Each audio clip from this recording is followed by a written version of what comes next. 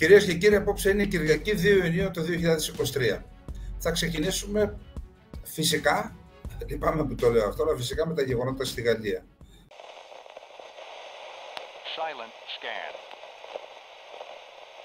Νομίζω ότι τα γεγονότα αυτά θα λειτουργήσουν ως ένας, ας μου επιτραπεί η έκφραση, ένας φάρος για την πολιτική που θα πρέπει να ακολουθήσει από τούδε και στο εξής η Ευρωπαϊκή Ένωση, αλλά και η χώρα μας, θα είναι το δεύτερο θέμα αυτό, στο θέμα το μεταναστευτικό. Να ξεκινήσουμε λοιπόν από την Γαλλία. Εκεί ένας 17χρονος Αλγερινής καταγωγής οδηγούσε ένα αυτοκίνητο χωρίς άδεια, είχε κλοπημαία πάνω, τον σταμάτησαν, δεν σταματούσε. Εν πάση περιπτώσει, όπως αποδείχθηκε από βίντεο, ο αστυνομικός χρησιμοποίησε υπέρμετρη βία. Δηλαδή, μπορούσε να τον ακινητοποιήσει χωρίς να τον σκοτώσει και τον σκότωσε. Άρα, το σωστό θα ήταν να συλληφθεί ο αστυνομικός, να παραπεμφθεί σε δίκη και να γίνει αυτά που γίνονται στα κανονικά κράτη. Αυτό που συνέβη λοιπόν στην Γαλλία ήταν το εξής. Αυτό που συνέβη λοιπόν ήταν το εξής. Πήραν οι Γάλλοι όντως, αν δεν κάνω λάθος, συνέλαβαν τον αστυνομικό, όμως το ίδιο βράδυ άρχισαν οι διάφορες ομάδες των αριστερών μαζί με μουσουλμάνους, Αφρικανούς και Ασιάτες, άρχισαν τις διαμαρτυρίες, οι οποίες στην ουσία μετατράπηκαν σε μια επιχείρηση καταστροφής του γαλλικού κράτους, αλλά και της γαλλικής οικονομίας, της γαλλικής κοινωνίας. Μιλάμε τώρα για εκατοντάδες αυτοκίνητα καμένα, εκατοντάδες καταστήματα λαιλατημένα, δημαρχία, ναοί. Αυτό το φαινόμενο λοιπόν προβλημάτισε την Γαλλία, όπως καταλαβαίνετε. Έχουμε και νομίζω το 2021 αρκετοί εν ενεργεία αξιωματικοί και κάποιοι απόστατοι είχαν υπογράψει ένα κείμενο με το οποίο προειδοποιούσαν την κυβέρνηση ότι προσέξτε, οδηγούμαστε σε μια καταστροφή αν δεν πάρετε μέτρα. Και είχε να κάνει γενικώς και με την κοινωνική συνοχή αλλά και με το μεταναστευτικό. Εν πάση περιπτώσει, εδώ λοιπόν είδαμε από το πρώτο βράδυ να γίνεται αυτή η κινητοποίηση, και αυτή η κινητοποίηση πρέπει να ερμηνευτεί. Ασφαλώς υπάρχουν οι ερμηνείες, η απεικιοκρατία, όλα αυτά που λέγονται και γράφονται, θα δείτε στη συνέχεια, αλλά δεν είναι δυνατόν να εξαπλωθεί με τέτοια ταχύτητα σε όλη τη Γαλλία. Και όχι μόνο αυτό, το είπα χθες εδώ, τελικώς έγινε πράξη. Έγινε απόπειρα σχεδιασμένα η επιχείρηση αυτή, γιατί για επιχείρηση πρόκειται, θα δούμε στη συνέχεια, να επεκταθεί στο Βέλγιο, στην Ολλανδία, στη Γερμανία και στην Ελβετία. Έγινε λοιπόν χθες το βράδυ στο Βέλγιο και στην Ελβετία. Θα αναφερθώ στη συνέχεια σε αυτό. Τι έγινε το πρώτο βράδυ λοιπόν, αυτό που μας ενδιαφέρει κυρίως, όλα μας ενδιαφέρουν, αυτό κυρίως. Όπως είπα χθες, σε δελτία σε 9 τηλεοπτικούς σταθμούς, αλλά και σε εκπομπές που ακολούθησαν, έχω νέα στοιχεία, νέα. Σε αυτούς τους σταθμούς που είναι όλοι του κλίματος Ερντογάν και κόμματος Δικαιοσύνης και Ανάπτυξης, έκαναν εκπομπές στις οποίες μετέδιδαν εικόνες και από εκεί και μετά αξιωματική αναποστρατεία, άνθρωποι της υπηρεσίας πληροφοριών και διάφοροι διανοούμενοι σε εισαγωγικά του Ισλάμ και του ΑΚΕΠΕ σχολίασαν τα γεγονότα. Ποιο ήταν το η κεντρική γραμμή που αποκολουθούσαν όλοι? Ότι φταίει η Γαλλία, και δικαιολογούσαν τους διαδηλωτές. Αυτό, ξέρετε, εκτός των άλλων, έχει μια άλλη ερμηνεία, ότι αυτούς τους σταθμούς τους βλέπουν στην Ευρώπη, τους βλέπουν οι Τούρκοι, τους βλέπουν οι μηχανισμοί του τουρκικού κράτους. Μιλάμε ότι υπάρχουν χιλιάδες άνθρωποι, επαναλαμβάνω, χιλιάδες άνθρωποι σε εκατοντάδες τζαμιά που κατευθύνονται από το τουρκικό κράτος, με τη σειρά τους αυτοί επηρεάζουν μουσουλμάνους, διότι η στρατηγική της Τουρκίας είπαμε ότι είναι πριν από τα γεγονότα στη Γαλλία. Οι Τούρκοι μην ενσωματώνεστε στις κοινωνίες των απίστων στην Ευρώπη, διότι ενσωμάτωση σημαίνει απεμπόληση των Ισλαμικών και τουρκικών παραδόσεων. Επίσης το ίδιο και στους Αφρικανούς μετανάστες, των οποίων τα κράτη δεν έχουν αντίστοιχες πολιτικές. Έχει όμως ο Ερντογάν. Τι σας είπα χθες? Ότι ο Ερντογάν την πρώτη μέρα του Μπαϊραμιού τηλεφώνησε σε όλους τους ηγέτες των Ισλαμικών χωρών και τους είπε χρόνια πολλά κτλ. Γιατί τηλεφώνησαν οι άλλοι ηγέτες σε όλο τον κόσμο? Όχι. Μόνο ο Ερντογάν. Γιατί? Διότι διεκδικεί τον ηγετικό ρόλο. Έχουμε πει 3 οι πυλώνες. Παντουρκισμός, νέο-Οθωμανισμός, πανισλαμισμός. Με αυτό λοιπόν πανισλαμισμός. Εκτός αυτού, ο Ερντογάν έχει μια πολιτική στην Αφρική. Μια πολιτική που ξεκίνησε εδώ και 15 χρόνια. Τα έχουμε γράψει, έχουμε κάνει εκθέσεις για αυτά τα πράγματα. Δεν ίδρυσε το αυτί κανενός. Η Τουρκία έχει, δεν θυμάμαι τώρα, 54 πόσες είναι οι χώρες στην Αφρική. Σε όλες τις χώρες έχει πρεσβεία και εμείς αυτές που είχαμε τις ελαττώσαμε. Έτσι, όπως... Λοιπόν, άρα ο Ερντογάν έχει στόχο στην Αφρική, ειδικά στις μουσουλμανικές χώρες, να ασκήσει επιρροή. Έχει μηχανισμούς, με ενημέρωσαν, δεν πρόλαβα να το διασταυρώσω, το αναφέρω με επιφύλαξη, ότι μόνο στην Τινησία, επειδή η Τινησία ήταν η μόνη χώρα που είχε μέχρι πέρυσι κυβέρνηση μουσουλμανικής αδερφότητας, έχει 1.600 Τινήσιους στην Τουρκία που σπουδάζουν σε τουρκικά πανεπιστήμια με υποτροφία και 3.000 νέοι στην Τινησία μαθαίνουν τουρκικά. Τι σημαίνει αυτό? Στόχος της Τουρκίας μετά τη Λιβύη, που είναι ήδη απικία της Τουρκίας, να καταστήσει και την Τινησία Λιβύη. Κάνει προσπάθειες για την Αλγερία, θα πάμε και εκεί. Και σε άλλες αφρικανικές χώρες. Λοιπόν, άρα ο Ερντογάν μέσα από το δίκτυο των οργανώσεων στην Ευρώπη είναι εκατοντάδες τζαμιά, σύλλογοι πολιτιστικοί και αθλητικοί κτλ. Να μην σας πω τώρα τι, μην χρησιμοποιήσω καμιά λαϊκή έκφραση πεζοδρομίου. Μέσα από αυτούς περνάει την πολιτική του τουρκικού κράτους χωρίς να εκτίθεται το τουρκικό κράτος. Με την πολιτική στην Αφρική προσπαθεί να ασκήσει επιρροή και στις αφρικανικές κοινότητες των αφρικανικών χωρών που κατοικούν στην Ευρώπη. Τι έγινε λοιπόν εκείνο το βράδυ? Συμμετείχαν και Τούρκοι, αλλά συμμετείχαν κυρίως Αφρικανοί και Ασιάτες, τους οποίους όμως χειραγωγούσε η Τουρκία μέσα από τα δίκτυα. Προσέξτε, μπορεί να πει κανείς, και 2-3 μου επιτέθηκαν στα μέσα κοινωνικής δικτύωσης, λέει παντού βλέπεις τη σκιά της Τουρκίας. Δεν είναι έτσι. Γνωρίζω ότι ευρωπαϊκές χώρες ήδη μελετούν, έχουν πάρει όλες τις εκπομπές που έχουν γίνει στις τουρκικές τηλεοράσεις, τις μελετούν, έχουν πάρει ποιοι συμμετείχαν, τα βιογραφικά τους, τι γραμμή έδωσαν και προσέξτε, μπείτε στο λογαριασμό του Ομέρ Τσελίκ, του εκπροσώπου του ΑΚΕΠΕ, και αυτό που θα διαβάσετε δεν θα το πιστεύετε. Λέει ο Ομέρ Τσελίκ, ορισμένοι μας κατηγορούν ότι δικαιολογούμε, λέει, τους διαδηλωτές και με αυτόν τον τρόπο στην ουσία δείχνουμε το δρόμο σε αυτούς τους ξένους που έχουν έρθει στην Τουρκία να κάνουν τα ίδια και στην Τουρκία. Εξανίσταται ο κύριος Ομέρ Τσελίκ, μα πώς είναι δυνατόν, λέει. Η Γαλλία βαρύνεται με απικιοκρατία, βαρύνεται με ένα κράτος ανάλγητο με μια σειρά από κατηγορίες. Στην ουσία δικαιολογεί τις εκδηλώσεις, τις διαδηλώσεις και την καταστροφή ενός κράτους. Και καθαγιάζει την Τουρκία. Προσέξτε, η Τουρκία δεν ήταν απικιοκρατική δύναμη. Δηλαδή η αυτοκρατορία που κατέλαβε τόσες χώρες δεν ήταν αυτοκρατορική δύναμη. Η Τουρκία δεν ήταν απικιοκρατική δύναμη. Δηλαδή στην Ελλάδα τι την είχε? Την είχε απικία. Τη Βουλγαρία, τη Σερβία, τα Σκόπια, την Αλβανία, τη Λιβύη, την Τινησία. Δεν ήταν απικίες αυτές? Λέει, εμείς δεν έχουμε απικιοκρατικό παρελθόν. Και αν τι έχετε? Λοιπόν, προσέξτε τώρα.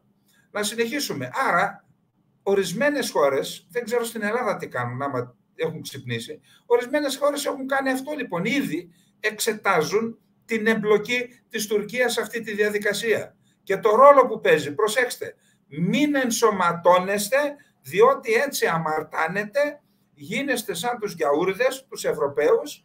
Ποιος είναι ο στόχος? Τι είπαμε στην χθεσινή μας εκπομπή, στη χθεσινοβραδινή?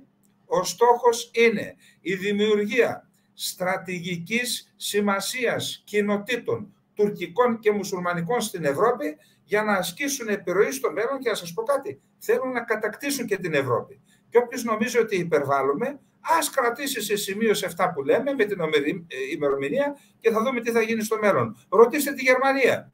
Ένας από τους λόγους που η Γερμανία ακολουθεί αυτή την πολιτική απέναντι στην Τουρκία, ένας από τους λόγους, είναι γιατί φοβάται την Τουρκία εξαιτίας των 3 εκατομμυρίων Τούρκων ή τέλος πάντων όσοι κατοικούν με τουρκικά διαβατήρια στην Γερμανία.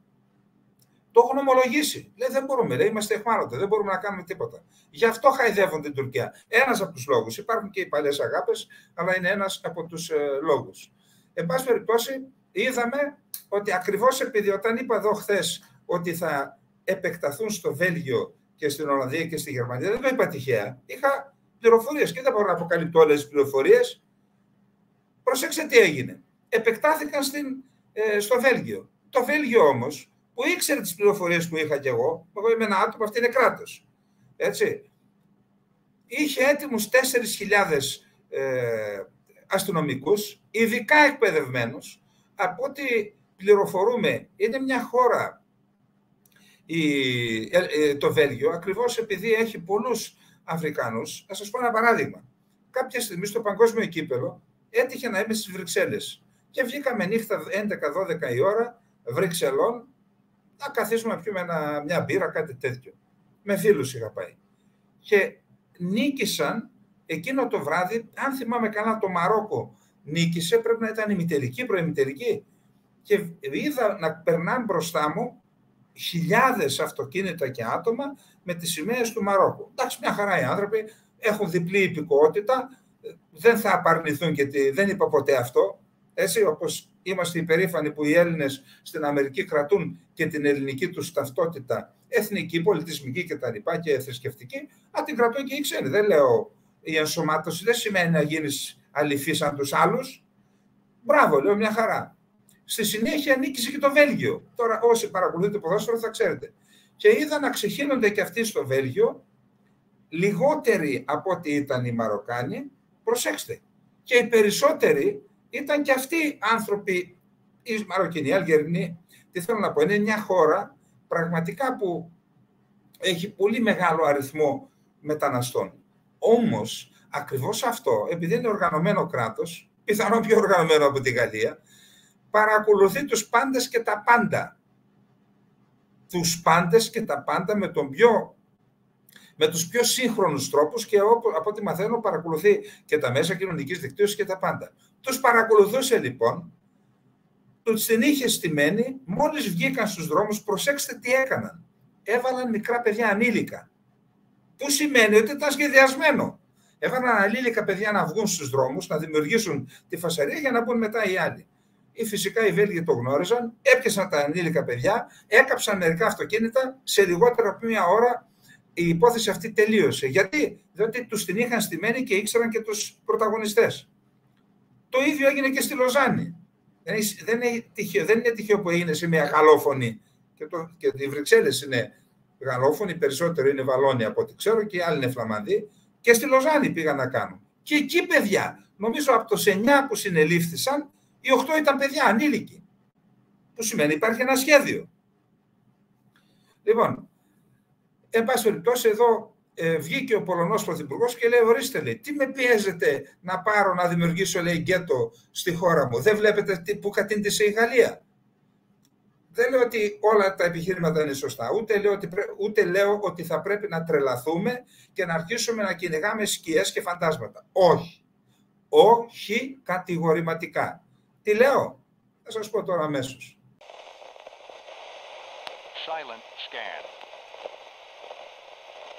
Καταρχάς, επειδή είχα νέες πληροφορίες για το θέμα της κυρίας Χατζηβασιλείου, πώς τη λένε αυτή. Επειδή, λέω, μην κατηγορήσουμε κανέναν άνθρωπο, άλλωστε και χθες με επιφύλαξη τα ανέφερα, ρώτησα, ρε παιδιά, είστε σίγουροι? Τι με ενημέρωσαν λοιπόν οι άνθρωποι, διοργανωτές, αλλά και κύκλοι του Συμβουλίου της Ευρώπης. Μου είπαν, η συγκεκριμένη κυρία έπαιρνε τηλέφωνο σε διάφορους παράγοντες του Συμβουλίου της Ευρώπης ή εμπλεκόμενους στην εκδήλωση και είπε, προς Θεού μην τους φέρετε εδώ μέσα, θα έρθουν τρομοκράτες. Κατάξτε, αυτό είναι ένα πρόβλημα της Ελλάδας, δεν είναι της κυρίας Χατζηβασιλείου. Μας έχουν εγκαταστήσει μέσα στον εγκέφαλο. Αυτά που λένε διάφοροι πολιτικοί, μα τι να κάνουμε, η Τουρκία έχει τόσες ακτές, λέει, αυτή δεν δικαιούται στο Αιγαίο. Ή το άλλο, οι δύο πλευρές του Αιγαίου. Μιλάμε για τη μεγαλύτερη τρέλα. Δεν υπάρχουν δύο πλευρές του Αιγαίου. Όταν λες δύο πλευρές του Αιγαίου, τι εννοείς? Υπάρχει στη μια πλευρά η Ελλάδα, στην άλλη πλευρά η Τουρκία και στη μέση το Αιγαίο. Ποιο είναι το Αιγαίο? Του φούφου του. Τι ιστορία είναι αυτή? Και το λένε και σοβαροί άνθρωποι. Γιατί μας τα βάλαν στον εγκέφαλό μας όλα αυτά. Οι μεγάλες ακτές της Τουρκίας, μας έβαλαν στον εγκέφαλο λοιπόν οι δύο πλευρές του Αιγαίου, μας έβαλαν στον εγκέφαλο ότι οι Κούρδοι είναι τρομοκράτες. Το είχε πει και ο κύριος Πρωθυπουργός αυτό. Έτσι, ότι η Τουρκία έχει κάνει πολλά από την τρομοκρατία. Ποια τρομοκρατία? Σαν να λέει κάποιος, σαν να δίνει δίκαιο στους Τούρκους που λένε ότι ήταν τρομοκράτες ο Κολοκοτρώνης και αυτοί που απελευθέρωσαν την Ελλάδα. Τι ανοησίες είναι αυτές?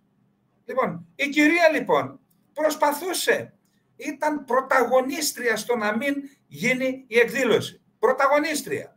Και όπως σας είπα, αν δεν ήταν ο Ολλανδός, ο οποίος πήρε την υπόθεση πάνω του, λέει αν το σταματήσετε θα τους πάρω στο γραφείο μου, λέει, και θα κάνω την εκδήλωση. Και τελικά η εκδήλωση έγινε. Και προσέξτε, Ένωση Δικαστών με 19.000 μέλη, δημοκρατικών, και υπάρχει και Παγκόσμια Ένωση Δικαστών, οι διοργανωτές. Ασφαλώς το θέμα ήταν η κρατική τρομοκρατία της Τουρκίας.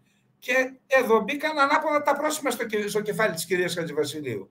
Αντί να μιλήσει για την κρατική τρομοκρατία, λέει, προσέξτε τι άλλο. Τι είναι, θα χαλάσουμε, λέει, τη σχέση μας με την Τουρκία?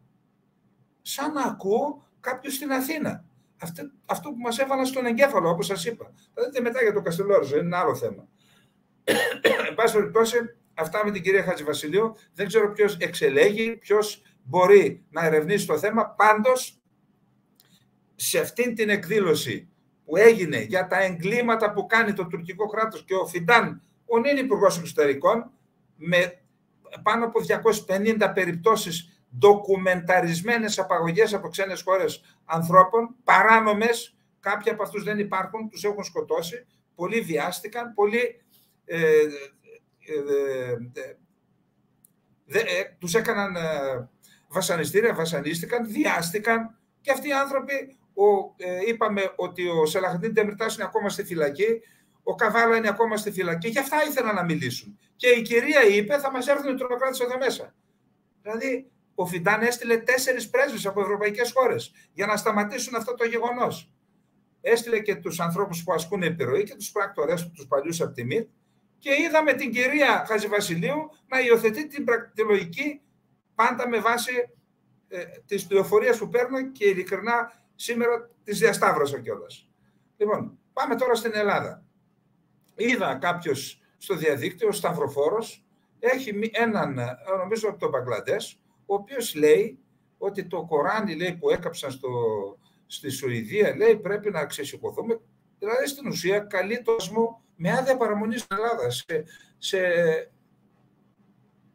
γεγονότα τα οποία κανείς δεν μπορεί να... Όταν κάποιος άνθρωπος έχει στο μυαλό του κάποια κλισέ, από εκεί και μετά δεν υπάρχει λογική. Λειτουργεί με βάση αυτά σαν αυτοματοποιημένο άτομο. Αυτό έτσι τους θέλουν. Λοιπόν, άρα τι πρέπει να κάνει η Ελλάδα? Η Ελλάδα πρέπει, είμαστε χωρίς να παραβιάσει ούτε ένα κόμμα από τη λειτουργία του κράτους δικαίου. Ξέρετε, το κράτος δικαίου είναι και για τους πολίτες, που κάποια στιγμή μπορούν να δουν τα σπίτια τους να καίγονται, τα καταστήματά τους να καίγονται. Άρα πρέπει η Ελλάδα να βάλει μια τάξη σε όσους ανθρώπους κατοικούν στην Ελλάδα. Και στους Έλληνες, αλλά και στους ξένους. Μια τάξη, τα ζήσαμε το 2008 με τον Γρηγορόπουλο. Έχω δει με τα μάτια μου πώς ακριβώς κάηκε η Αθήνα, και όσοι θέλετε να μάθετε, ψάξτε και βρείτε τι έκανε η Παπαρίγα την επόμενη μέρα. Η Παπαρίγα, τότε γενική γραμματέας του ΟΚΟΕ, επισκέφτηκε τον Καραμαλή με μια βιντεοκασέτα στα χέρια, ένα CD τι ήταν. Και είπε, να, ποιοι έκαψαν την Αθήνα. Καλούμε από αυτή τη θέση την ηγεσία του ΣΥΡΙΖΑ να σταματήσει να χαϊδεύει τα αυτιά των κουκουλοφόρων. Δεν λέμε ότι ταυτίζεται με αυτούς, αλλά ωστόσο πιστεύουμε ότι τους χαϊδεύει τα αυτιά, βλέποντας μπροστά του την κάλπη, ψήφους, καρέκλα, μαξιλάρια, δεν ξέρω τι. Να σταματήσει. Ψάξτε και βρείτε. Βάσει περιπτώσει, να δούμε λίγο τα επιχειρήματα που έχουν αυτοί που καίνε τη Γαλλία, για να δούμε και τι μπορεί να δούμε στη χώρα μας. Λέει, τι συμβαίνει εδώ. Εδώ αυτοί οι υπέροχοι μουσουλμάνοι λένε, σας ευχαριστούμε που μας τραβήξατε από τις μαύρες τρύπες του τρίτου κόσμου. Αλλά επειδή δεν μπορούμε να εκπαιδεύσουμε τους εαυτούς μας ή να αφήσουμε τις 1400 χρονών μας πεποιθήσεις για το Ισλάμ, λέει, παρά το καλύτερο τις προσπάθειες που κάνατε να μας κάνουν μέρος του πολιτισμένου κόσμου, απλώς θα κάψουμε τις πόλεις σας και θα σας κατηγορήσουμε γι' αυτό. Αυτό είναι μια ανάρτηση του Χάρις Σουλτάν. Προφανώς και αυτός μουσουλμανικής καταγωγής Σουλτάν, πιθανόν, έτσι. Πριν πείτε, ναι, αλλά εσείς μας ήρθατε και κάνατε απικίες στις χώρες μας, το ίδιο έκαναν και οι Άραβες. Δεν σε βλέπω όμως εσένα να λαιλατεί στη Σαουδική Αραβία, η οποία είχε κάνει απικίες, ξέρετε, η Ισπανία ήταν απικία των Αράβων για ένα διάστημα. Εάν είστε μουσουλμάνος, μήπως επειδή δεν σε αφήνουν να μπεις στη Σαουδική Αραβία με ίσους όρους, ίσως αυτό πρέπει να κάνει και η Δύση. Εάν είστε μουσουλμάνος, συγγνώμη, δεν υπάρχει υπηκότητα για σας όπως κάνουν οι Άραβες τους μετανάστες στις χώρες τους. Δεν δίνουν σε κανέναν υπηκότητα. Σε κανέναν, ούτε στα Εμιράτα, που υποτίθεται ότι είναι πιο δημοκρατικά από άλλες. Ωστόσο, η αφελής Δύση πίστευε ότι το να παίρνεις ανθρώπους από τον μεσαιωνικό κόσμο θα οδηγούσε στον εκπολιτισμό τους. Αυτό ήταν ένα προφανές λάθος όταν πρόκειται για μουσουλμάνους. Οι Κινέζοι, οι Κορεάτες, οι Βιετναμέζοι, οι Ινδοί μπόρεσαν όλοι να αφομοιωθούν, να ενσωματωθούν και να εκμεταλλευτούν ό,τι έχει να προσφέρει ο σύγχρονος κόσμος. Αλλά όχι οι μουσουλμάνοι. Είναι μια μοναδική περίπτωση. Δεν βλέπω τους Ισπανούς να πηγαίνουν σε μουσουλμανικές χώρες για να εκδικηθούν τον απικισμό τους, το ότι ήταν απικία επί 7 αιώνες από τους Άραβες. Δεν βλέπω Έλληνες, Ούγγρους, Ρουμάνους, Σέρβους ή Βουλγάρους να κινούνται στην Τουρκία και να λένε «Γεια σας παιδιά, είμαστε εδώ και για να εκδικηθούμε τα εκατοντάδες χρόνια που μας είχατε σε σκλαβιά και απικία». Αν αύριο οι Ινδουιστές άρχισαν να εκδικούνται τον απικισμό, το ότι έκαναν οι Βρετανοί την απικία τη χώρα τους, καίγοντας βιβλιοθήκες, κτίρια πολιτιστικής κληρονομιάς και ληστεύοντας καταστήματα πολυτελών ρούχων, αυτοί οι μουσουλμάνοι θα ήταν οι πρώτοι που θα τους φώναζαν και θα έλεγαν «Κοιτάξτε, είναι Ινδοί, γι' αυτό το κάνουν». Αλλά κανένα άλλο έθνος ή κοινότητα δεν συμπεριφέρεται όπως αυτοί οι βάρβαροι. Αυτό το «μα εσείς μας κάνατε, ήσασταν οι απικιοκράτες» είναι ένα επιχείρημα για να καλύψει τη διαφορά με τον πολιτισμένο κόσμο. Αποτύχατε στις πατρίδες σας, επομένως κατηγορήσατε τη Δύση και τώρα αποτυχάνετε στη Δύση και εξακολουθείτε να κατηγορείτε το παρελθόν. Αυτοί οι μουσουλμάνοι κοροϊδεύουν τους εαυτούς τους και πιστεύουν ότι μπορούν να ξεγελάσουν τον υπόλοιπο κόσμο όταν βάζουν μπροστά τη δικαιολογία της απικιοκρατίας για να υπερασπιστούν τα χιτζάπ τους, ληστεύοντας καταστήματα πολιτικών ρούχων. Εκδικήστε λοιπόν για αυτά που τράβηξαν οι προγονείς σας από τους απικιοκράτες, κλέβοντας PlayStation και πολυτελή ρούχα. Απευθύνεστε σε όλο τον κόσμο, αλλά στην πραγματικότητα εσείς είστε ο ελέφαντας στο δωμάτιο. Ο λόγος της αποτυχίας σας είναι ο τρόπος που σκέφτεστε και αυτός ο τρόπος πηγάζει από τη θρησκεία σας. Κάθε μετανάστης από μια μουσουλμανική χώρα θα πρέπει να ελέγχεται αυστηρά για τις πεποιθήσεις και τις αξίες που προσυπογράφει. Πρώτη ερώτηση. Πιστεύετε ότι ο Μωάμεθ είναι ο σπουδαιότερος άνθρωπος που έζησε ποτέ? Όσοι λένε ναι, άμεση απέλαση. Όσοι λένε όχι, καλωσορίσατε, περάστε μέσα. Λοιπόν, αυτή είναι μια άποψη ενός ανθρώπου. Εγώ θα έλεγα το εξής. Καταρχάς να πούμε ότι η Ελλάδα είναι μια χώρα που δεν ευνοεί τον ριζοσπαστισμό. Δηλαδή ακόμα και αυτή, ξέρετε, είχε γίνει και στην Αθήνα μια διαδήλωση που κάψαν το Κοράνι, ένας ταξιτζής, τώρα δεν ξέρω τι έγινε εκεί, τι προβοκάτσια ήταν. Έκαναν οι άνθρωποι μια κάποια διαδήλωση, αλλά δεν είχαμε φαινόμενα τέτοια. Εν πάση περιπτώσει, εγώ πιστεύω ότι η ελληνική κοινωνία, και δεν έχω καμία όρεξη να αγιοποιήσω την ελληνική κοινωνία. Εκεί που είμαστε χάλια τα λέμε, όμως η ελληνική κοινωνία θα έλεγα ότι δεν έχει το ρατσισμό μέσα της. Λάθη κάνουμε, αδικίες κάνουμε, αλλά δεν έχω αντιμετωπίσει σε κοινωνικό επίπεδο ρατσισμό συστηματικό και σε βαθμό που να πεις να, είμαστε μια ρατσιστική κοινωνία. Επαναλαμβάνω, λάθη κάνουμε, δεν λέω ως κοινωνία. Αδικούμε ανθρώπους. Ναι, τα έχουμε κάνει όλα αυτά, αλλά εν πάση περιπτώσει θεωρώ, παρότι δεν υπάρχει μια κεντρική πολιτική για αυτό το ζήτημα, ότι ως κοινωνία τέτοια προβλήματα τα έχουμε λύσει. Δηλαδή με το γείτονά, είναι μουσουλμάνος, δεν είναι Ινδουιστής, μια χαρά είμαστε, για χαρά, γιορτάζουμε τις γιορτές τους, γιορτάζουμε τις γιορτές μας, αλλά το κράτος θα πρέπει να κατανοήσει, καταρχάς θα έπρεπε να υπάρχουν Ισλαμολόγοι μέσα στις υπηρεσίες του κράτου, να αναλύουν προσωπικότητες, να αναλύουν συμπεριφορές και να είμαστε έτοιμοι όπως ήταν έτοιμο το Βέλγιο. Εγώ δεν λέω ότι θα καταστραφούμε και θα... Αλλά, εν πάση περιπτώσει, από τη στιγμή που η Τουρκία γιατί το κάνει στη Γαλλία, μου είπαν, έτσι, το κάνει για 3 λόγους. Πρώτον, και εναντίον του Μακρόν, και μάλιστα δεν το κρύβει, το είπε ο Σελίκ. Τον βάζουν το Μακρόν, τραβάνε από το αυτή γιατί. Πρώτον, γιατί έχει έρθει πολύ κοντά με την Ελλάδα και με τα οπλικά συστήματα που έδωσε στην Ελλάδα κινδυνεύει να ανατραπεί η ισορροπία στο Αιγαίο. Κινδυνεύει για τους Τούρκους, έτσι. Δεύτερον, η πολιτική της Γαλλίας στην Κύπρο και με την Total, με την παρουσία της Total, αλλά και επειδή υποπτεύεται η Τουρκία ότι θα δώσει ναυτική βάση στην Γαλλία η Κύπρος. Άρα, δεύτερος λόγος αυτός. Τρίτος λόγος, επειδή η Γαλλία παραδοσιακά από την Ντανιέλ Μιτεράν και εντεύθεν έχει καλές σχέσεις με τους Κούρδους και δέχεται τους Κούρδους ιδιαίτερα της Συρίας ακόμα και στο Προεδρικό Μέγαρο και έχουν γραφεία, τους ενισχύει και τους Πεσμεργά στο Βόρειο Ιράκ αλλά και τους YPG και τις Δημοκρατικές Δυνάμεις της Συρίας, γι' αυτό τους εκδικείται.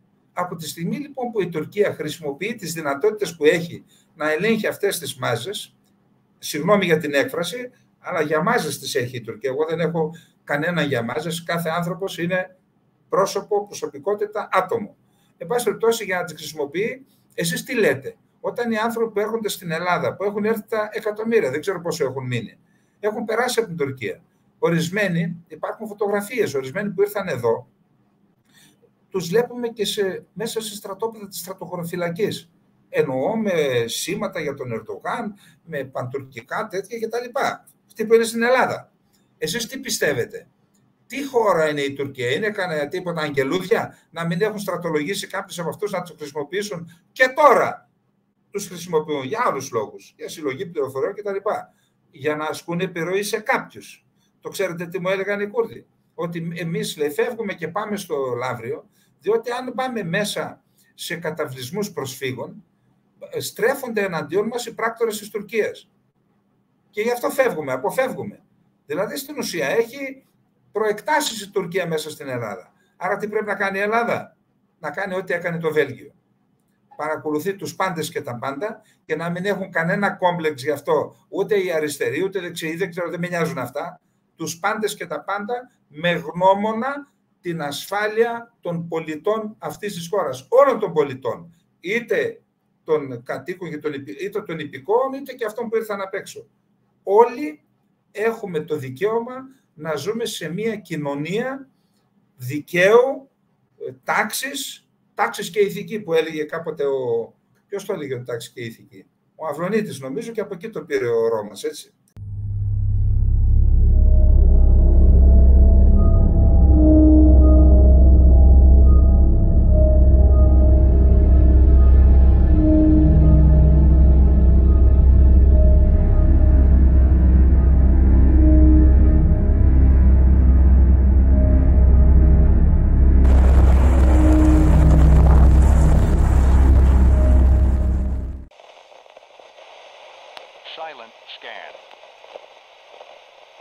Του κλείσαν τα μέσα κοινωνικής δικτύωσης. Γιατί όμως?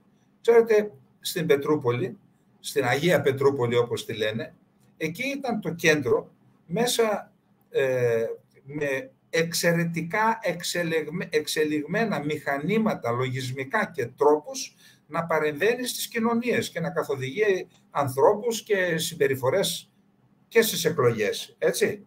Και επειδή αυτό, ξέρετε, είναι ένα όπλο αυτεπίστροφο, μπούμερανγκ, τα κλείσαν όλα από χθες. Τι αποδεικνύεται τώρα? Είδα ένα δημοσίευμα. 850 δισεκατομμύρια ρούβλια συνολικά έχει πληρώσει το ρωσικό κράτος στον όμιλο Βάγνερ. Ξέρετε τι σημαίνει αυτό? 10 δις δολάρια. Μιλάμε για απίστευτα λεφτά. Προσπαθούν λοιπόν τώρα οι Ρώσοι να κλείσουν τις πληγές που άνοιξαν οι ίδιοι. Είπαμε, όταν δίνεις το μονοπόλιο, όταν το κράτος που έχει το μονοπόλιο της άσκησης βίας, είτε μέσω του στρατού, είτε μέσω της αστυνομίας, δεν υπάρχει άλλος τρόπος. Αυτοί μόνον δικαιούνται να ασκήσουν βία. Πώς το δίνεις εσύ σε χιλιάδες ανθρώπους και σε 40 άλλες ομάδες? Κάποια στιγμή θα σου έρθει στο κεφάλι, τους ήρθε. Προσπαθούν να λύσουν το πρόβλημα τώρα. Επίσης, απασχολεί από ό,τι βλέπω τα ρωσικά μέσα μαζικής ενημέρωσης το θέμα της αντεπίθεσης, θα πάμε μετά σε αυτό, αλλά τους απασχολεί το ενδεχόμενο τις επόμενες 10 μέρες να κάνουν κάτι θεαματικό για να μπορέσουν να το παρουσιάσουν στις 11-12 του μηνός στο Βίλνιους, όπου είναι η σύνοδος κορυφής του ΝΑΤΟ, και να πετύχουν κάτι προωθημένο. Τι τους ετοιμάζουν οι Δυτικοί? Τους ετοιμάζουν ένα χρονοδιάγραμμα, έναν οδικό χάρτη για τον οποίο θα μπει η Ουκρανία στο ΝΑΤΟ όταν τελειώσει ο πόλεμος, και μέχρι τότε θα έχουν κάποιες ενισχυμένες εγγύησεις. Εγώ αυτά δεν καταλαβαίνω. Τι εγγύησεις?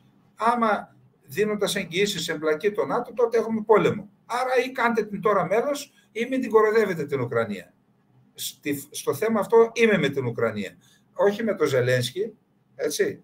Είμαι με την Ουκρανία στο θέμα αυτό. Την ενέπλεξαν, της έδωσαν θάρρος, τη χρησιμοποίησαν, όπως έκαναν την Ελλάδα στη Μικρασία, και τώρα ξέρετε τι γίνεται? Τώρα λένε να παγώσουν για να δημιουργήσουν συνθήκες να ξαναεπιτεθεί μετά η Ουκρανία κτλ.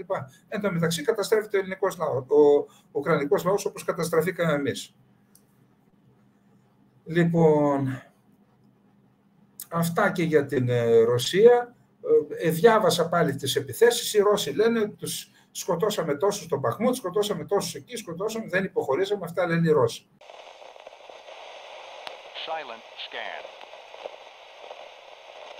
Πάμε τώρα στην ουκρανική πλευρά. Είπαμε λοιπόν ότι υπάρχει, μπορείτε να ψάξετε στο χάρτη και να βρείτε Ρομπότινο. Είναι μια πόλη εκεί στη Ζαπορίζια, στο μέσον σχεδόν του μετώπου. Κατά πάσα πιθανότητα εκεί έχει αρχίσει η κύρια φάση της αντεπίθεσης. Και μάλιστα έφτασαν και στην πρώτη γραμμή από ό,τι είδα. Διάβασα διάφορες άλλες απόψεις που λένε ότι παρότι κινείται αργά η αντεπίθεση, έχει πιθανότητες επιτυχίας. Τα κρατάμε όλα αυτά, δεν ξέρουμε τι γίνεται επακριβώς. Μπορεί ότι αν πέσουν όλες οι δυνάμεις, μπορεί να ανατραπούν οι συσχετισμοί. Μέχρι στιγμής πάντως η αντεπίθεση πάει αργά, θεωρείται αποτυχημένη, και αυτό δημιουργεί ένα προβληματισμό στην Δύση. Τώρα, ακούστε τι διάβασα. Διάβασα μια δήλωση του Ζελένσκι, η οποία θα έλεγα ότι είναι και ανατριχιαστική. Λέει, μη μου το παίζουν, λέει, οι μωρές παρθένες οι Δυτικοί. Εγώ ξέρω σε κάθε χώρα του ΝΑΤΟ και της Δύσης πόσα όπλα έχουν στις αποθήκες και πόσα πυρομαχικά. Και μη λένε ότι δεν έχουν. Μάλιστα, λέει, όταν είπα τι όπλα και τι πυρομαχικά σε έναν πρωθυπουργό έχει στις αποθήκες ο στρατός της χώρας του, μου είπε, εσύ ξέρεις τόσο πολλά να σε κάνουμε υπουργό άμυνας. Φυσικά ο πρωθυπουργός χιούμορ έκανε και ήθελε να του πει, μην είσαι τόσο ανεδής και μου λες τι έχω στη χώρα μου που είναι απόρριτα. Και αυτός επέρεται, λέει, τα ξέρω όλα, ξέρω. Και ρωτώ, ποιοι δώσανε? Πιθανόν να ξέρει για την Ελλάδα. Αν ξέρει για την Ελλάδα τι πυρομαχικά και τι όπλα έχει και για την εθνική φρουρά της Κύπρου, πόσο δύσκολο είναι να τα δώσει στους Τούρκους? Εγώ δεν ξέρω, μπορεί να ξέρουν κάποια πράγματα οι Τούρκοι. Αλλά αυτός ο άνθρωπος φαίνεται ότι έχει επίσημα στοιχεία, τα οποία τα πήρε ο μεγάλος αδερφός και με κάποιο τρόπο τα πήρε και ο Ζελένσκι. Τι γίνεται εδώ πέρα λοιπόν?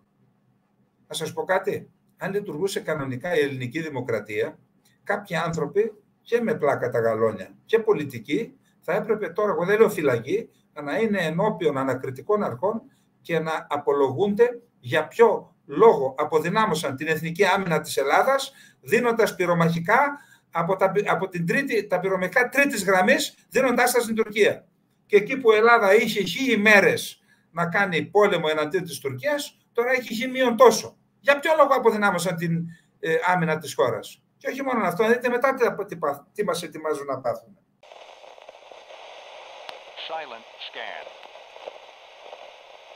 Διαβάζω ότι ο Biden θα συναντηθεί, πήγε ο Πρωθυπουργός της Σουηδίας, είναι στην Ουάσιγκτον, κάτι μαγειρεύουν εκεί πέρα.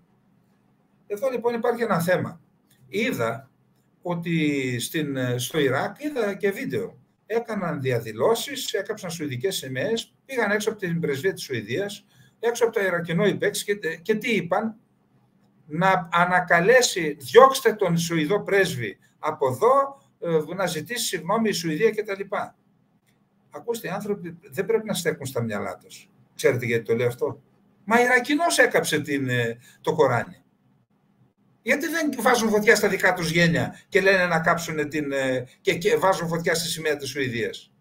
Ιρακινός το έκαψε. Και από ό,τι διαβάζω, αυτός ήταν στη Χάζ Δεσάμπι. Δηλαδή Σιήτης, ο οποίος η Χάζ Δεσάμπι είναι παραστρατιωτικές μονάδες, πολιτοφύλακες, δηλαδή παραστρατιωτικές δυνάμεις που δρούν στο Ιράκ, αλλά υποστηρίζονται από τους φρουρούς της Επανάστασης. Και δεν ξέρω τι ρόλο έπαιζε. Μήπως ήταν σκόπιμο αυτό που έκανε για να δημιουργήσει μια κατάσταση που θα δυσκολέψει την είσοδο του ΝΑΤΟ, της Σουηδίας στο ΝΑΤΟ, δηλαδή δουλεύει και για τη Ρωσία, αλλά και για να δημιουργήσει όλο αυτό το υπόβαθρο και να εκραγούν οι μουσουλμάνοι στην Ευρώπη. Λοιπόν, αυτά. Πάμε τώρα. Υπάρχει ένα μεγάλο ερωτηματικό. Η Τουρκία, ξέρετε, έχει κάνει το παζάρι. Τι να πω τώρα, αυτό που συμβαίνει με την Κυπριακή Δημοκρατία που την έσβησαν από το χάρτη, θα πρέπει να ντρέπονται οι νατοικές χώρες και οι ΗΠΑ που προωθούν αυτό το σχέδιο. Δεν ντρέπονται λίγο? Οι ίδιοι δεν αναγνωρίζουν την Κυπριακή Δημοκρατία. 30 χώρες δεν αναγνωρίζουν την Κυπριακή Δημοκρατία του ΝΑΤΟ. 31. Επειδή δεν αναγνωρίζει η Τουρκία, όλοι ακυρώνουν τις πολιτικές των χωρών τους για να ικανοποιήσουν την Τουρκία. Δεν ντρέπονται λιγάκι? Καλά, για την Ελλάδα δεν χρειάζεται να πω τίποτα τώρα. Έλληνας διπλωμάτης, αξιωματικός διπλωμάτης, αλλά και πολιτικός, που δέχεται να σβηστεί η Κύπρος από το χάρτη, να πάει να παραδώσει την ταυτότητά του. Τίποτα άλλο δεν λέω. Δεν κατάλαβα δηλαδή. Δεν κατάλαβα. Δεν φτάνει που πουλήσαμε την Κυπριακή Δημοκρατία, η Χουντέι και η πολιτική μετά στον Αττήλα 2. Την ξαναπουλάμε τώρα? Θα μου πει κάποιος, σιγάρεση φίλε, τώρα τι είναι αυτό το πράγμα? Δεν καταλάβατε. Έτσι ξεκινάει να ξυλώνεται το πουλόβερ. Έτσι ξεκινάει να ξυλώνεται το πουλόβερ. Άμα δεν τα στυλώσεις και πεις εδώ είμαι, η Κυπριακή Δημοκρατία δεν σβήνει από το χάρτη, ποιος θα σε κατηγορήσει? Να κατηγορήσουν την Τουρκία που δεν την αναγνωρίζει και που την έβαλαν αυτή να εισβάλλει. Γιατί οι Άγγλοι βρίσκονται πίσω και από την εισβολή μαζί με τους Αμερικανούς, αλλά και από τη στάση της τώρα. Όσο δε για τη διπλή ονομασία, στενά και τουρκικά στενά, περιμένετε αύριο να κάνει τα ίδια η Τουρκία, αν υποχωρήσει η Ελλάδα, να κάνει τα ίδια και για τα νησιά. Θα λέει Χίος, σε παρένθεση Σακίζ. Θα πει και ξαναμπλοκάρω. Και τι θα πούν? Ποιος υποχωρεί πιο εύκολα? η Ελλάδα. Έλα ρε παιδιά τώρα, αφού οι Τούρκοι δεν υποχωρούν τώρα με τους Τούρκους, θα συνορίζουν. Άστο, ελάτε να κάνουμε, κάντε λίγο. Λοιπόν, άρα ετοιμάζονται να δώσουν δώρα στην Τουρκία για να πει ναι για την Σουηδία.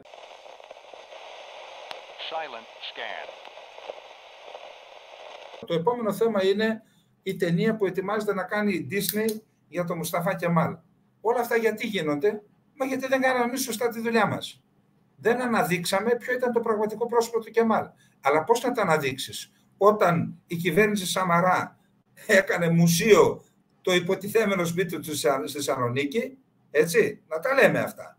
Εντάξει, ο Σαμαράς όταν έπρεπε συμπαραστάθηκε στο βιβλίο της παρουσίασης, στην παρουσίαση του βιβλίου του Καραγιλάν, ήταν αυτός που διαολόστηλε όσους έλεγαν, τον Κασκαρέλη δηλαδή, να μην πω τώρα τι, που είχαν νοικιάσει αίθουσα στο Χίλτον και μας έλεγαν, παιδιά, αυτούς που θα έρχονται στο Πολεμικό Μουσείο, να τους παίρνετε από το χεράκι να τους πηγαίνετε στο Χίλτον, για να εξευτελίσουν τη χώρα μας. Και ο Κασκαρέλης πρωταγωνιστής, μαζί με τον Αβραμόπουλο. Ο Κασκαρέλης όμως ήταν αυτός που πήρε τις εντολές και τις εκτέλεσε, ως καλό παιδί που είναι. Λοιπόν, ο Σαμαράς έδωσε άδεια και παρέστη μάλλον και αυτός ο βουλευτής Εύρω, πώς το λέγαμε τότε, υπουργός εξωτερικών, παρέστη στα εγγένεια. Όταν λοιπόν εσύ κάνεις το σπίτι, το υποτιθέμενο σπίτι, το κάνεις μουσείο. Και όταν υπήρχε ο Δήμαρχος της Θεσσαλονίκης που έλεγε να κάνουμε την Αγίου Δημητρίου, να την ακούστε, να φύγει ο Άγιος Δημήτριος, που θεωρείται, ξέρετε, για την πόλη και ο προστάτης της πόλης της Θεσσαλονίκης, και να την κάνουμε Μουσταφά Κεμάλ. Μετά θα έρθει η Disney και θα πει, αφού οι Έλληνες που τους έσφαξε δεν έχουν πρόβλημα, ελάτε εδώ να τα κάνουμε κι εμείς μια ταινία. Εν πάση περιπτώσει, είδα τώρα πότε οι Μικρασιάτες ξεσηκωθείτε. Τώρα δεν μου αρέσει να δίνω εγώ να λέω, αλλά πιστεύω ότι πρέπει να ξεσηκωθούμε, για να μην λέω ξεσηκωθείτε. Πρέπει να ξεσηκωθούμε οι Έλληνες Μικρασιάτες, και όχι μόνο, και από τα Ιόνια νησιά και από την Κρήτη, να ξεσηκωθούμε. Ο Μουσταφά Κεμάλ ήταν στους Νεότουρκους. Κάποια στιγμή όταν η Τριανδρία, Ενβέρ, Ταράτ και Τζεμάλ πήραν την εξουσία, τον παραγκώνησαν. Μετά όμως, όταν έφυγαν αυτοί οι τρεις μετά την ήττα τους, μετά τη συνθήκη του Μούδρου, ανακοχής του Μούδρου, 30 Οκτωβρίου του 1918, έφυγαν, τους πήραν οι Γερμανοί με τα υποβρύχια τους και τους έδιωξαν τα όργανα τους, έφεραν πάλι το κύκλωμα αυτών των εγκληματιών, έφεραν τον Μουσταφά Κεμάλ για να συνεχίσει το έργο της γενοκτονίας. Και ο άνθρωπος που διέπραξε τη γενοκτονία, ο άνθρωπος που είπε μετά την ανταλλαγή, επιτέλους τους ξεριζώσαμε τους Έλληνες, αυτόν τον άνθρωπο τώρα τον κάνω και που είναι ένας τουρκοναζί κανονικός. Η ιδεολογία του ήταν ναζιστική. Τον κάνω και ταινία. Πρέπει να ξεσηκωθούμε. Όπου και όσο μπορεί ο καθένας μέσα κοινωνικής δικτύωσης στην Ελλάδα, στο εξωτερικό, να επηρεάσουμε ανθρώπους, να σταματήσει αυτή η τραγωδία. Γιατί για τραγωδία πρόκειται.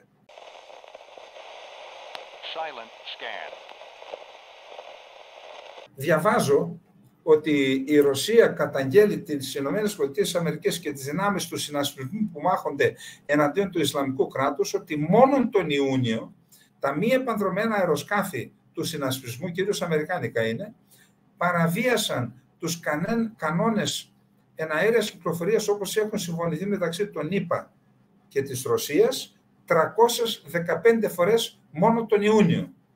Δεν είδα τι λέει η αμερικανική πλευρά, αλλά εδώ κάτι φαίνεται ότι ψήνεται στην περιοχή. Η άποψή μου, το ξαναλέω, η Συρία είναι μια χώρα, Ελλάδα, Κύπρος, Συρία, είναι μια αδελφή χώρα και όχι μόνο λόγω του κράτους των Σελευκηδών. Οι άνθρωποι αυτοί έχουν ιδιαίτερη συμπάθεια στην Ελλάδα, ασχέτως του θρησκεύματός τους, ασχέτως της εθνικής ταυτότητας που έχουν μια ιδιαίτερη συμπάθεια, άρα δεν είμαι υπέρ του διαμελισμού της Συρίας. Όμως θεωρώ ότι ο Άσαντ κάνει λάθος που αρνείται να δώσει αυτονομία, να γίνει δηλαδή, να έχουν μια διευρυμένη αυτονομία οι Κούρδοι της βορειοανατολικής Συρίας. Εάν το κάνει αυτό, όχι μόνο δεν θα κινδυνεύει με διαμελισμό, όπως δεν κινδυνεύει το Ιράκ, αλλά θα γίνει και πιο σταθερή η χώρα. Δεν θα μπορεί ο καθένας να παρεμβαίνει σε ανθρώπους που θεωρούνται ότι αδικούνται. Έτσι. Αλλά για να γίνει αυτό, πρέπει πρώτα να επέλθει μια συμφωνία στο Σύνταγμα, συνταγματικά καθοχυρωμένο. Μέχρι να γίνει αυτό, οι Αμερικανοί πρέπει να μείνουν στη Συρία. Έστω ως μέσο πίεσης.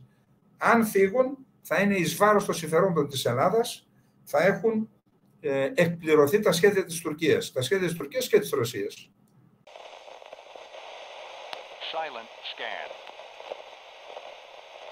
Ο διοικητής της Υπηρεσίας Πληροφοριών των Ηνωμένων Πολιτειών της Αμερικής, της CIA, ο κύριος Μπέρνς, έκανε δήλωση χθες, Σάββατο 1 Ιουνίου. Και η δήλωσή του αυτή σχετίζεται με την κατάσταση που επικρατεί στην Ρωσία. Λέει λοιπόν ότι κατά την άποψή του, η λανθασμένη κατά την άποψή του απόφαση του Πούτιν να εισβάλλει στην Ουκρανία οδήγησε στην αποδυνάμωση του καθεστώτος και της Συρίας, της ίδιας της Ρωσίας, ότι υπάρχουν φαινόμενα που δείχνουν ότι υπάρχει αστάθεια και υπάρχει και κρίση στο εσωτερικό της Ρωσίας. Τώρα δεν ξέρω, τον έπιασε ο πόνος και τα λέει αυτά για να τα διορθώσει η Ρωσία, αλλά εν πάση περιπτώσει Έχει σημασία στις 1 Ιουλίου του 2023 ο διοικητής της CIA να κάνει δηλώσεις για την κατάσταση που επικρατεί στη Ρωσία και μάλιστα δηλώσεις οι οποίες δείχνουν και τον δρόμο που πρέπει να ακολουθήσει η Ρωσία. Δηλαδή να φύγει από την Ουκρανία για να πάψουν οι αιτίες. Μου έκανε εντύπωση, γι' αυτό λοιπόν το έβαλα σαν 8ο θέμα, έστω και μικρή αναφορά. Να πάμε τώρα, υπάρχουν ορισμένα δημοσιεύματα. Καταρχάς κάποιος έκανε ένα σχόλιο, είπε γιατί δεν αναφέρθηκα στην εμπλοκή του Ιράν σε μια υπόθεση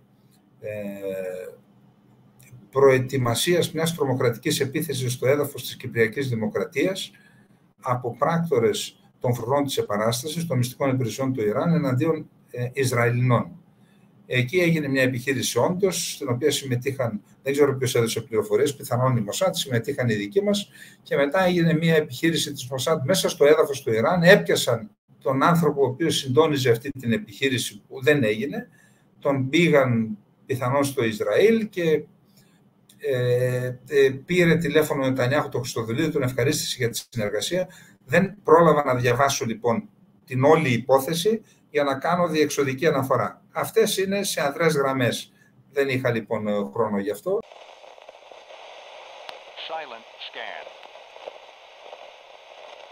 Διάβασα ότι κολυσιεργούν οι ΗΠΑ για τα F-35 γιατί δεν θέλουν να συναχωρήσουν την Τουρκία.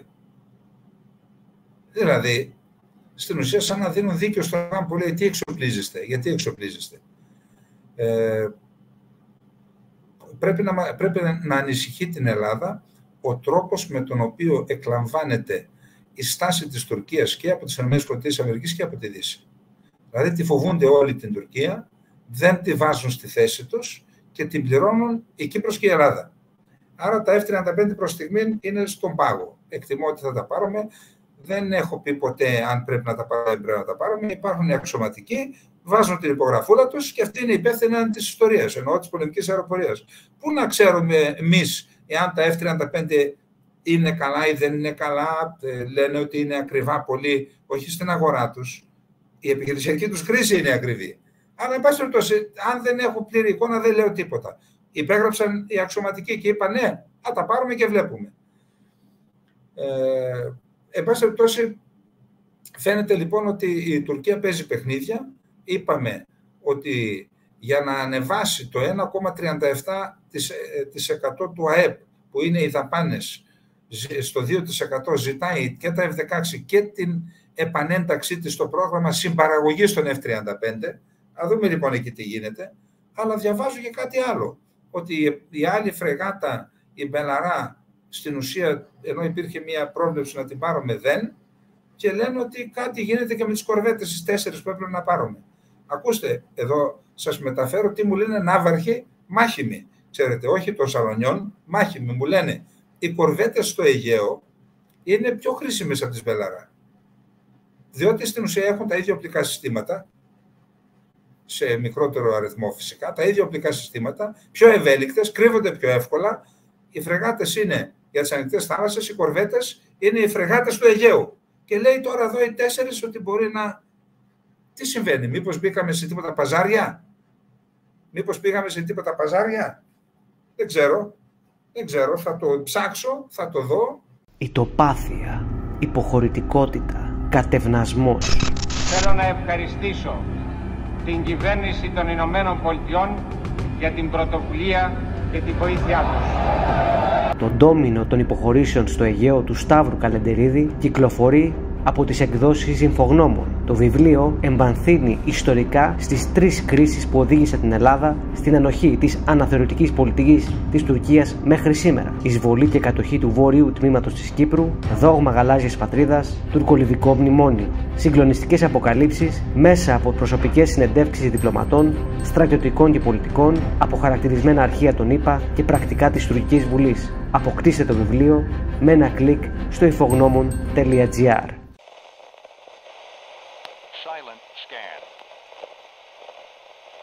Διαβάζω στα μέσα κοινωνικής δικτύωσης τις απόψεις ανθρώπων, όχι κουκουλοφόρων, ούτε trolls, ανθρώπων που γράφουν με το όνομά τους. Και οι άνθρωποι λένε, ρε παιδιά, συγγνώμη, το Καστελόριζο τώρα με 200-300 άτομα, ένα τόσο εδώ μικρό νησάκι, τι θέλετε δηλαδή, να πάρει πλήρη επίρρεια? Αυτοί οι ίδιοι δεν λένε τίποτα για τις Μαλδίβες, τα Φόκλαντς δηλαδή, όπως τα λένε οι Άγγλοι, που βρίσκονται 12.000 μίλια μακριά από την νήσο, την Βρετανία. Εκεί λοιπόν έκαναν ένα πόλεμο οι Βρετανοί με την Αργεντινή. Θυμάστε, τότε ήμουν ανθιπίλαρχος. Μάιος του 1982 ήταν, αν δεν κάνω λάθος. Ήμασταν στο λιτόχωρο για βολές και ξέσπασε ο πόλεμος και το παρακολουθούσαμε τότε νεαροί ανθιπίλαρχοι. Λοιπόν, 81 ή 82. Ναι, μάλλον το 82 ήταν, Μάιος του 82. Λοιπόν, δεν λέει κανένας τι δουλειά έχει η Βρετανία εκεί πέρα.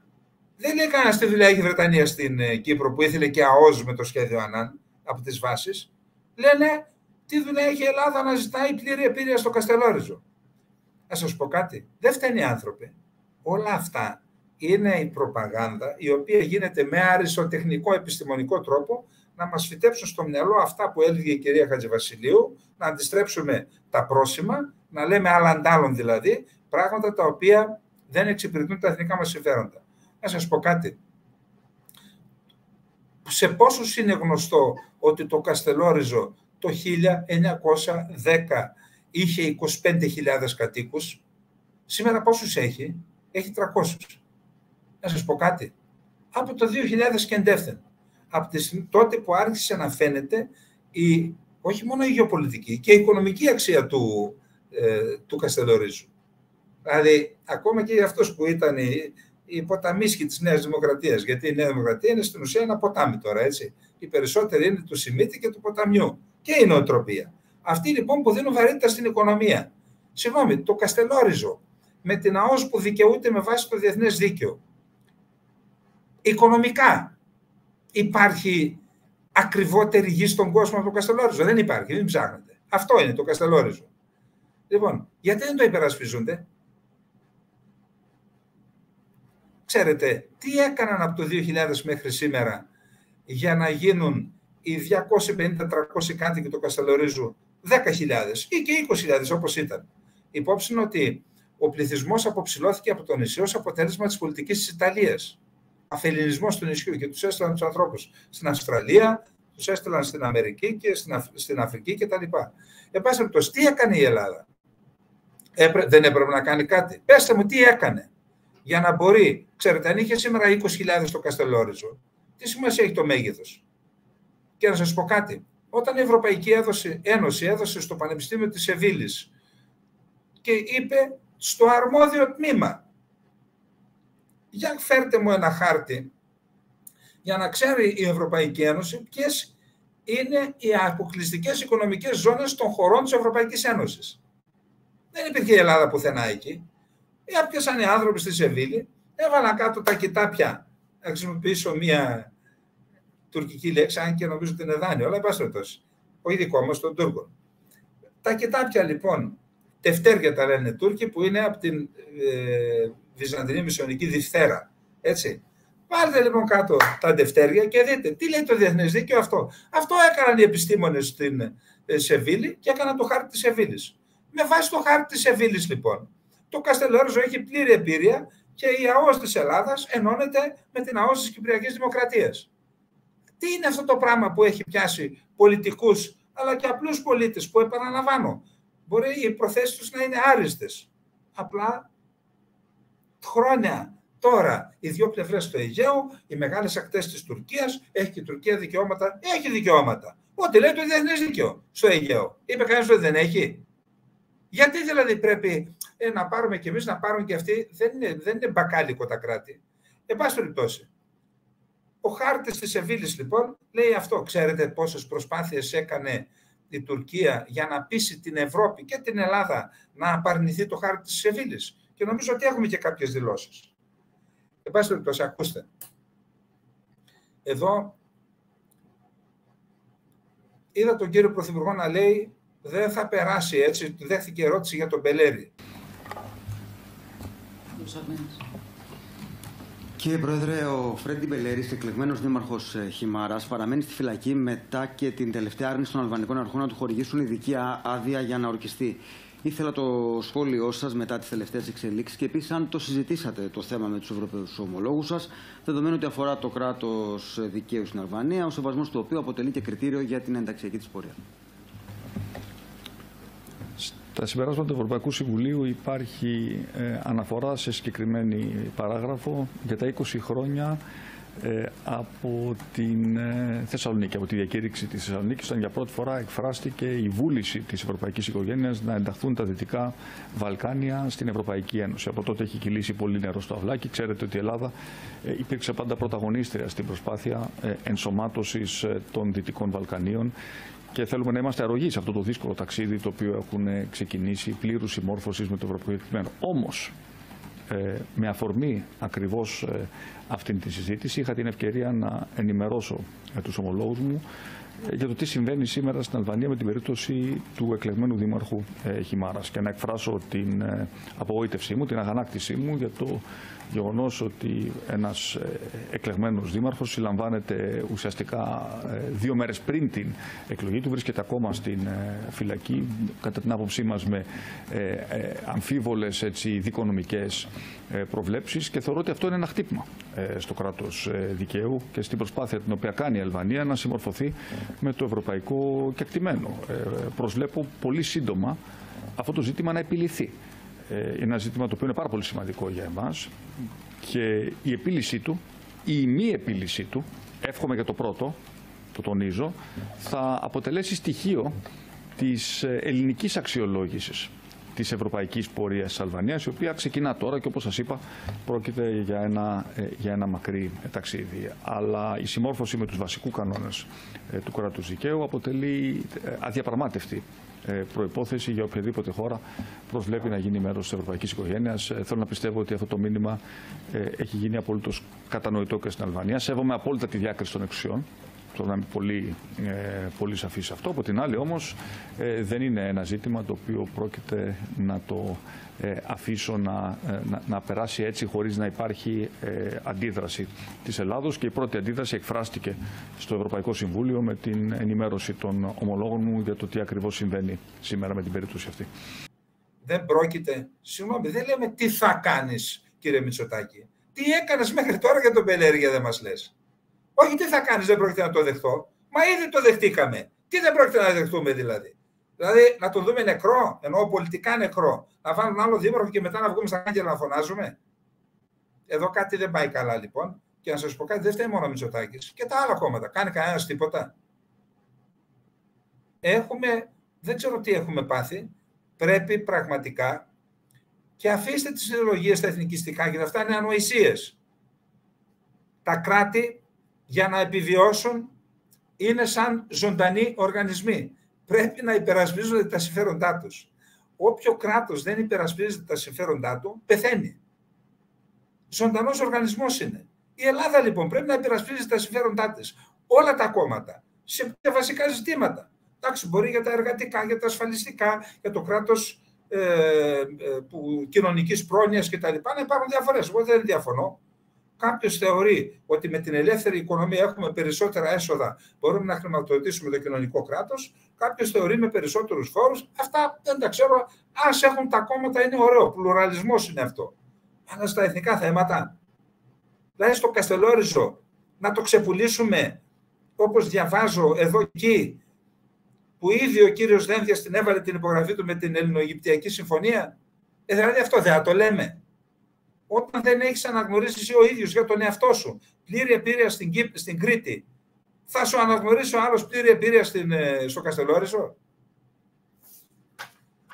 Λοιπόν, αυτά είχαμε για απόψε. Το ξαναλέω, θα πρέπει να απενοχοποιηθούμε οι Έλληνες από τα εθνικά ζητήματα. Τα εθνικά ζητήματα αφορούν όλους τους Έλληνες, όπως όταν σάλπισε η σάλπιγγα του πολέμου το 1940 και είπαμε θα υπερασπιστούμε τα σύνορά μας, και τότε αριστεροί, κεντρώοι, δεξιοί, κομμουνιστές, φυλακισμένοι, ελεύθεροι, πλούσιοι, φτωχοί, μορφωμένοι, λιγότεροι μορφωμένοι, τραγουδιστές, αστέρες, όλοι έτρεξαν στο μέτωπο Γιατί τους ένωνε αυτό που λέμε εθνικό συμφέρον, το καθήκον. Έχουμε και τώρα καθήκον λοιπόν να υπερασπιστούμε και φυσικά την εδαφική μας ακεραιότητα, αλλά και τα κυριαρχικά μας δικαιώματα. Γιατί να τα ξεπουλήσουμε. Λοιπόν, αυτά για απόψε. Εύχομαι μια καλή βραδιά Κυριακής και από αύριο τα λέμε και πάλι. Λοιπόν, καληνύχτα.